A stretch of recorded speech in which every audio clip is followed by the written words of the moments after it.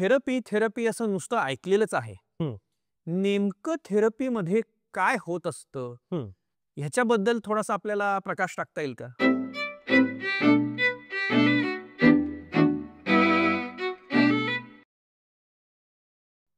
थेरपीबद्दल मी सांगतो, पण तत्पूर्वी एक गोष्ट सांगतो, की मन आरोग्यामध्ये साधारण 3 पद्धतीचे डी असतात. म्हणजे 3 विभागामध्ये ते मन आरोग्याचं सर्कल डिव्हाईड करतात. पहिला डी असतो तो डेव्हलपमेंटचा डी असतो, विकासाचा डी असतो. दुसरा डी असतो तो डिस्ट्रेसचा डी असतो, की जिथं काउन्सिलिंग होतं. आणि तिसरा डी असतो तो डिसऑर्डरचा डी असतो, की जिथं आपण औषधं लिहितो. तर थेरपीचा जास्त करून रोल जो होतो, तो हा जो मधला डी आहे डिस्ट्रेसचा डी, तर ह्या डिस्ट्रेसच्या डीला थेरपी एकदम वंडरफुली काम करते. ही थेरपी वेगळ्या-वेगळ्या पद्धतीची असते. म्हणजे आपल्या डोक्यामध्ये बऱ्याचदा थेरपीबद्दल गैरसमज असतात. काही गैरसमज हे हिंदी सिनेमानं तयार केलेले असतात. काही आपल्या आयक्यू ह्याच्यातनं ते आलेलं असतात. तर त्यातला एक कॉमन गैरसमज असा आहे, की थेरपी म्हणजे अशा कोच्यावरती झोपायचं असतं आणि बोलायचं असतं आणि मग तो थेरपिस्ट त्याच्या डोक्याशी बसलेला असतो आणि तो काहीतरी नोट्स काढतो वगैरे असं एक साधारण एक धूसर चित्र लोकांच्या डोक्यामध्ये असतं आणि ते एका अर्थानं एका थेरपीची एक पद्धत म्हणून सायको ॲनालिसिस या थेरपीमध्ये हे अशा पद्धतीचं असतं. परंतु आजकाल सायको ॲनालिस्ट म्हणजे सायको ॲनालिसिस ही थेरपी म्हणून वापरणारे थेरपिस्ट खूप कमी संख्येने आहेत. अगदी भारतामध्ये सुद्धा ते अगदी हाताच्या बोटावरती मोजण्याएवढे ते सायको ॲनालिस्ट असतात. आता सध्या सगळ्यात जास्त प्रचलित असलेली थेरपी कुठली असेल, तर ती विवेकनिष्ठ विचार पद्धती ही पद्धती आता ही अतिशय प्रचलित असते. ही दिसते कशी? तर मला असं म्हणायचं आहे, की आपण डिअर जिंदगी नावाचा सिनेमा बघितला असेल. फक्त त्यामध्ये आणि प्रत्यक्षामध्ये फरक प्रत्यक्षातल्या रिअल लाईफमध्ये फरक काय, की त्यातला जो थेरपिस्ट असतो तो अतिशय देखणा असतो. तो समुद्रकिनारी वगैरे थेरपीचे सेशन्स घेत असतो किंवा इकडं-तिकडं सेशन्स घेत असतो. तर आपले थेरपिस्ट अजून त्या लेव्हलला गेलेले आहे.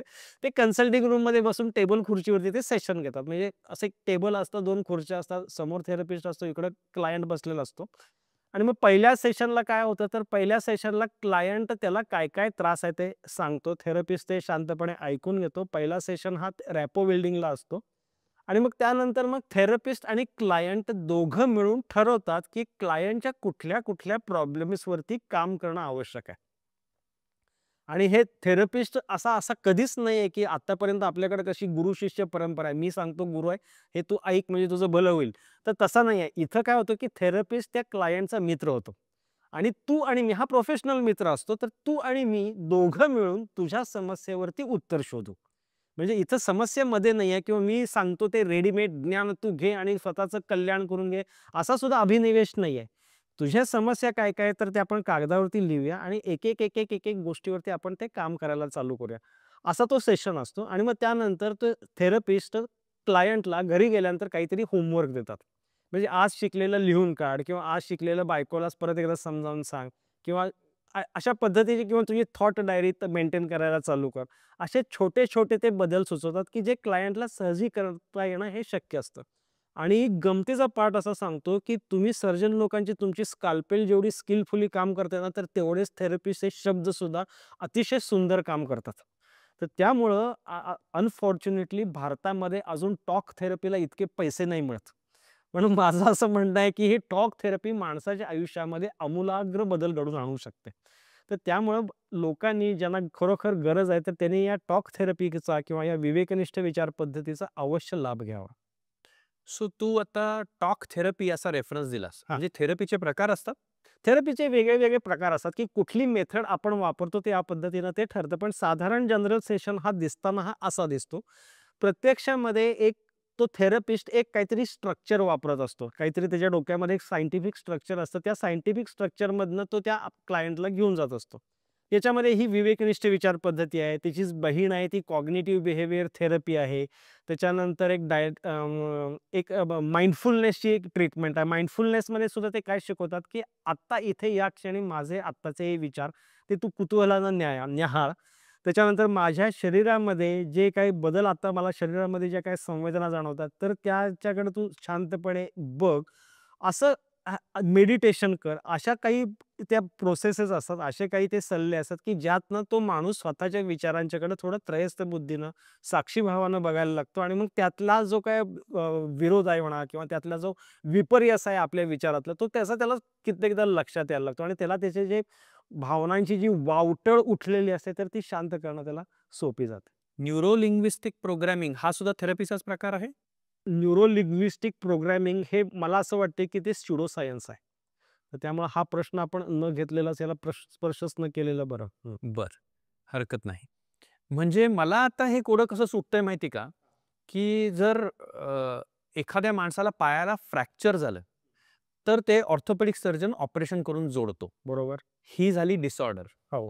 आणि एखादा माझा स्नायू मुरगळला, हं. तर फिजिओथेरपिस्ट व्यायामाने बरा करतो. बरोबर. ही झाली therapy. Okay. Am I right in giving example? हो, आणि हेच एक्झाम्पल मी आणखीन पुढे घेऊन जातो, की जर समजा आपल्याकडे जे फिजिकल ट्रेनिंग देणारे जे कोचेस असतात, तर ते काय करतात, तर ते तुझे पायाचे स्नायू स्ट्रेंथन करायला मदत करतात, so that your sports performance gets enhanced. तर अशा अशा पद्धतीने हे मानसशास्त्र काम करू शकतं. म्हणजे डेव्हलपमेंट करता काम करतं, डिस्ट्रेस करता काम करतं आणि डिसऑर्डर करता काम करतं. सो वेगवेगळ्या चॅलेंजेससाठी जसं अँक्झायटी आहे, डिप्रेशन आहे किंवा अजून काही असेल, वेगवेगळ्या प्रकारची थेरपी असते? नाही, सर्वसाधारणपणे विवेकनिष्ठ विचार पद्धती ही डिस्ट्रेस करता, कुठलाही डिस्ट्रेस असू शकेल. म्हणजे त्याच्यामध्ये अँक्झायटी असेल, सॅडनेस असेल, पॅथॉलॉजिकल जेलसी असेल किंवा पॅथॉलॉजिकल एन्व्ही असेल. हर्ट नावाचे एक इमोशन भयंकर प्रचलित आहे, की माझ्या मनाला खूप दुखलं. 25 वर्षापूर्वी लग्नामध्ये असा-असा माझा अपमान झाला आणि मी तो जिवंत ठेवलेला आहे. हर्ट ही भावना अतिशय प्राबल्यानं आपल्याला दिसते. तर या सगळ्यांच्यावरती ही विवेकनिष्ठ विचार पद्धती ही खूप छान पद्धतीनं काम करते. सो तू कॉग्निटिव्ह बिहेवियरल थेरपी सीबीटी म्हणालास, विवेकनिष्ठ विचार पद्धती म्हणजे रॅशनल इमोशनल बिहेवियरल थेरपी म्हणालास किंवा माइंडफुलनेस म्हणालास. मला परमेश्वराला भजायचे हे वेगवेगळे प्रकार जाणवत आहेत आणि शेवटी सगळ्यांचा संगम हा माझा नमस्कार विष्णूला पोचतो असं जाणवतंय. वाह! वाह! काय सुंदर सांगितलंस. ह्याच्यावरनं मला एकदम आठवलं बरं का, की अजूनही भारतामध्ये ना, भारतातल्या मनोविकार शास्त्राचा म्हणा किंवा मानसशास्त्राचा चेहरा हा अजूनही थोडासा पाश्चात्य आहे. माणूस ज्यावेळेला तणावामध्ये जातो, तर त्यावेळेला भारतामध्ये मानसोपचार तज्ञापेक्षा देव जवळचा वाटतो. मानसोपचार तज्ञापेक्षा, थेरपिस्टपेक्षा एखादी बाबांना शरण जाणं हे माणसाला ते जास्त ॲक्सेप्टेबल वाटतं. त्यामुळं आता काही ठिकाणी असे प्रयत्न चालू आहेत. शेवटी अध्यात्म म्हणजे आपलं काय, तर ते भारतीय मानसशास्त्रच आहे. पण अध्यात्म म्हटलं तरी सुद्धा जेन बिचकते, "हे आता हे अध्यात्म-बिध्यात्म देवळात जायला काय सांगताय डॉक्टर?" असं ते होतं. तर हे फ्युजन करायचे प्रयत्न आता चालू करायचे. म्हणजे हे अँक्झायटी डिसऑर्डर घ्यायचं मॉडेल ही विवेकनिष्ठ विचार पद्धतीचं, आणि पण ते अध्यात्माच्या चौकटीमध्ये बसवायचं. असे फ्युजन करायचे काही प्रयत्न आता सध्या सुरू आहेत. त्यांना असा संमिश्र प्रतिसाद मिळतोय. पण काही वर्षांच्या मध्ये हे मॉडेल तयार होईल अशी आशा करूया आपण. मला आनंद वाटतोय की अध्यात्म ही भारताची मानसिक ताणतणाव सोडवण्याची एक पद्धती आहे. हं. हे आपल्याला ॲलोपॅथीचे डॉक्टर असून सुद्धा पटतं आहे हो. आणि आपण त्याला मान्य करतो आहोत. म्हणजे आत्ताच्या पॉडकास्टच्या आधीचा माझा एक पॉडकास्ट होता, ज्याच्यात मी कार्डिओलॉजिस्टशी बोललो आणि कार्डिओलॉजिस्टचंही असं म्हणणं होतं, की जी कृती मी करतो, ती करून घेणारी अशी कुठलीतरी शक्ती आहे आणि हे मला पूर्णपणे मान्य आहे. तर आपण ॲलोपॅथीचे डॉक्टर म्हणजे परमेश्वराला न मानणारे वगैरे असं काही नसतं. तर आपण ह्या सगळ्या गोष्टींसाठी बहुधा खूप ओपन आहोत, हे सगळ्यांना समजणं फार गरजेचं आहे. अगदी बरोबर. शेवटी एंड रिझल्ट काय, की तुला मला शांती पाहिजे रे. आपल्याला शांती मिळाल्याशी मतलब आहे. या मार्गाने मिळू दे किंवा त्या मार्गाने मिळू दे. पण समाधान, शांती या ज्या काही भावना आहेत ना, तर या इथपर्यंत जायचं आहे. हे वेगळे-वेगळे रस्ते आहेत. मग औषधांचा उपचार किंवा उपयोग कधी होतो? की आता याच्याकरता समजून घेण्याकरता ह्या ज्या डिसऑर्डर होतात ना, तर ह्या डिसऑर्डर ह्या 3 कारणांच्या एक संयुगामुळं ते डिसऑर्डर होत असते. म्हणजे बायोलॉजिकल कारणं, सोशल कारणं आणि सायकॉलॉजिकल कारणं. म्हणजे बायो, सायको आणि सोशल या 3 गोष्टींच्या कॉम्बिनेशनमधनं हा प्रॉब्लेम होतो. म्हणजे अगदी सोपं समजून घेण्याकरता उदाहरण घेऊया, की नुकतं लग्न होऊन आलेली सून आहे. आणि तिला ॲडजस्टमेंटचे प्रॉब्लेम व्हायला लागलेत. म्हणजे हे सोशल सेटिंगमध्ये तिच्या काहीतरी ते प्रॉब्लेम व्हायला लागलेत. आता या सोशल सेटिंगमध्ये तिला प्रॉब्लेम चालू झाले, की त्याच्यामध्ये ती ती ती स्वतःची काहीतरी सायकॉलॉजी मिसळायला चालू करते. ती कशी मिसळते, की मी एवढी नियमानं वागून सुद्धा मलाच का बोलतात? मलाच का बोलतात? असं म्हणलं, की तो ताण आणखीन वाढायला लागतो.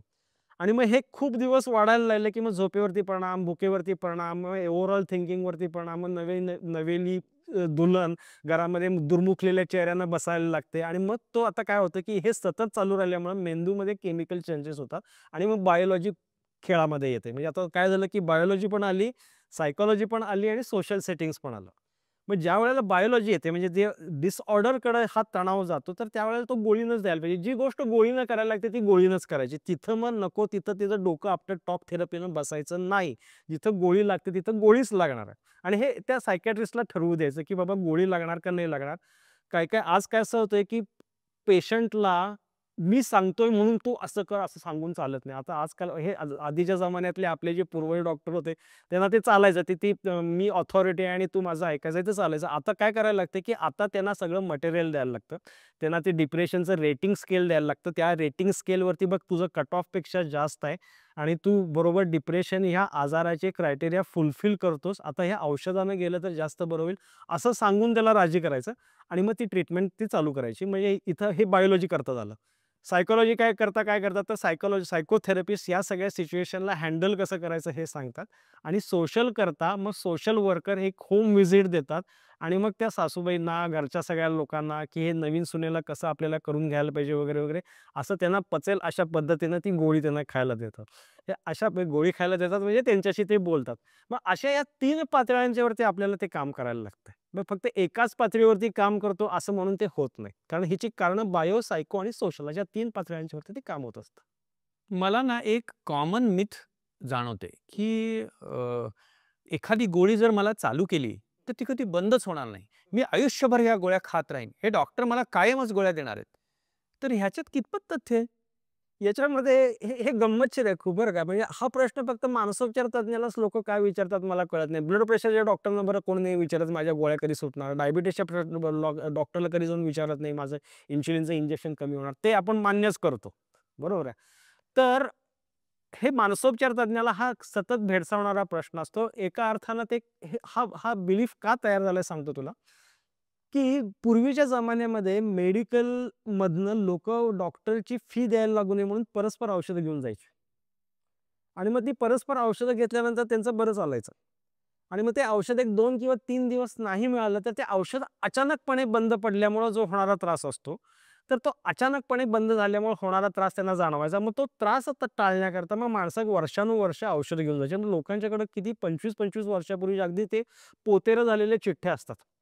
तर त्या चिठ्ठ्यांच्यावरती ती वर्षानुवर्षे त्या गोळ्या चालू राहायच्या. पण आता फॉर्च्युनेटली हे मेडिकलवाल्यांचे पण नियम आता ते थोडेसे कडक झाल्यामुळे ते फ्रेश प्रिस्क्रिप्शन शिवाय ते गोळ्या देत नाहीत. त्यामुळे हे प्रकार बंद पडले. मग हे त्याला लोकांना जे वाटते सवय लागते, सवय लागते. तर ते आपल्या मनानं गोळी चालू ठेवली तर मग ती सवय लागते. पण तुम्ही जर समजा डॉक्टरी सल्ल्याप्रमाणे गेला, तर ती औषधं एक विशिष्ट कालावधी झाल्यानंतर ते औषधं कमी-कमी करून बंद करायचं पण एक शास्त्र असतं. तर त्या शास्त्रानं ते औषधं बंद करून देतो. आता आजकाल आम्ही दिवसभरामध्ये 4 ते 5 लोकांच्या गोळ्या आम्ही बंद करून टाकतो आणि आता परत तुम्हाला दाखवायला लागू नये या शुभेच्छा देऊन त्यांना पाठवतो. हा प्रसंग हा आता अलीकडं खूपदा यायला लागलेला आहे, की त्यांनी आणि लोकं आता शहाणी झालेली आहेत. डॉक्टरचा सल्ला ते ऐकतात. 3 वर्षाचा कोर्स म्हटल्यानंतर अगदी भक्तिभावानं 3 वर्षाचा कोर्स करतात आणि मग त्यानंतर आम्ही लोकांच्या गोळ्या बंद सुद्धा करून देतो.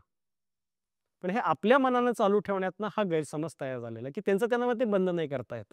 मला असं या चॅट शोच्या निमित्ताने प्रकर्षाने जाणवत आहे, की हं. बरेच जे प्रचलित आजारांबद्दलचे गैरसमज आहेत ना, त्याला बहुतांशी सामान्य माणूस स्वतःच जबाबदार आहे. हं. की एकदा डॉक्टरकडे जायचं, त्याचं प्रिस्क्रिप्शन घ्यायचं आणि मग नंतर ही जी टेंडन्सी आहे किंवा अशा ज्या पळवाट आपण काढलेल्या आहेत, त्यातनं ह्या मिथ्स प्रिव्हेलिंग आहेत, की मग परत जाऊन औषधं कमी होऊ शकतात, हे आपण कधी एक्सप्लोरच केलेलं नाही. केलंय. आणि मग आपल्याला असं वाटतं, की ते आयुष्यभर घ्यायला लागतं. हो. कुठलीही गोष्ट किती प्रमाणात घ्यायची, कशी घ्यायची, किती दिवस घ्यायची, त्याचे काय साइड इफेक्ट्स आहेत, या सगळ्या गोष्टींच्या बाबतीत तज्ञ लोकं अवेलेबल आहेत. त्यांनी सांगितलेले सल्ले मला वाटतं शांतपणे परमेश्वराचा नियम असं समजून पाळले गेले, तर यातले खूप सारे प्रॉब्लेम्स खूप सहज आणि खूप चटकन सुटतील, हे मला तुझ्याशी बोलताना जाणवतंय. बरोबर. थेरपी झाली, औषधं झाली. एका अतिशय महत्त्वाच्या विषयाकडे आता वळूया आणि तो विषय मला असं वाटतं, की या आपल्या चॅट शोमधला एक अतिशय महत्त्वाचा विषय असेल आणि हा विषय आहे नातेसंबंध. हं.